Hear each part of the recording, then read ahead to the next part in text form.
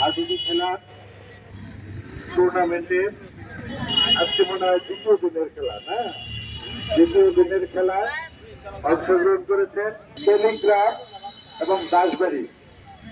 আসলে খেলা সবাই উপভোগ করি, আসলে আমার খেলাটা আসলে কম। আজকের এই সুন্দর আয়োজনের জন্য সবাইকে অভিনন্দন জানাই। পাশাপাশি যারা খেলতে আসেন সবার প্রতি একটাই আহ্বান, খেলাটা আসলে উপভোগ্য জিনিস, জয় পরাজয় থাকবে, যেন সবাই সহযোগিতা খেলাটি পরিচালনা করি। সবাইকে ধন্যবাদ। আসসালামু আলাইকুম। ছবিটা তুলুন,